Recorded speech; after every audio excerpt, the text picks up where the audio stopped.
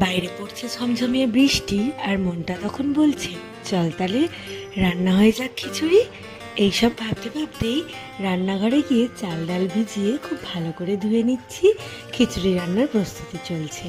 প্রথমেই সব কিছুকে খুব ভালো করে একসাথে ধুয়ে নুন আর হলুদ দিয়ে খুব সুন্দর করে সব কিছুকে একসাথে আমি মিশিয়ে নিলাম। পরিমাণ মতো নুনটা এখানে আমি ব্যবহার করেছি, আরও অল্প একটু জল দিয়ে দিলাম। তারপরে প্রেসারে 2টো সিটি মেরে নেব, তাহলে রান্নাটা খুব চটজলদি হয়ে যাবে। এখানে প্রেসারে সিটি বেজে গেছে। এরপরে এখানে আমি মশলাপাতিগুলো রেডি করে নিয়েছি। রান্না করতে করতে আপনাদের সাথে শেয়ার করছি সেটা। তেলটাও গরম হয়ে গেছে।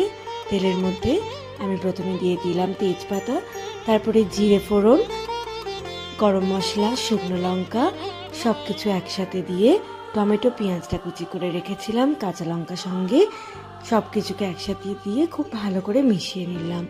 তারপরে রেগুলারের মশলা দিয়ে সেটাকেও একসাথে ভালো করে কিছুক্ষণ ধরে ভেজে নিতে হবে। বেশ তেল ছেড়ে আসলে উপর থেকে অল্প করে নুন দিয়ে দিলাম।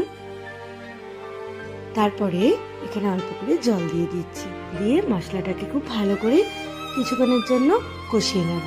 তেল ছাড়া অবধি অপেক্ষা করব। বেশ ভালো করে মশলাটা কষে এসছে।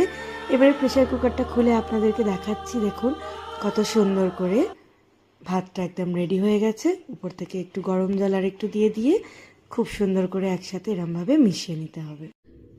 গরম জল না দিয়ে আপনারা ঠান্ডা জলও ব্যবহার করতে পারেন। তারপরে আমি প্রেসার কুকার থেকে ভাতটা নামিয়ে একটা পাত্রে ঢেলে নিলাম। মশলাটাও ওদিকে রেডি হয়ে গেছে। মশলাটা এবারে ভাতের মধ্যে দিয়ে খুব সুন্দর করে এইভাবে মিশিয়ে নিতে হবে। তারপরে আমি কড়াইশুঁটিটাকে একটু নাড়িয়ে নিলাম কড়াইয়ের মধ্যে, তারপরে উপর থেকে দিয়ে দিলাম। সব কিছুকে একসাথে ভালো করে মিশিয়ে নিয়ে উপর থেকে ধনেপাতা কুচি দিয়ে দিয়েছিলাম। তারপরে দিয়ে দিয়েছিলাম গরম মশলা গুঁড়ো, সেটাকেও খুব ভালো করে সব কিছু একসাথে মিশিয়ে নিয়ে তারপরে লাস্ট উপকরণ ঘি দিয়ে আমি রান্নাটা শেষ করেছিলাম। তাহলে আজকের এই চটজলদি খিচুড়ির রেসিপি আপনাদের কেমন লাগলো অবশ্যই কিন্তু আমাকে কমেন্ট করে জানান।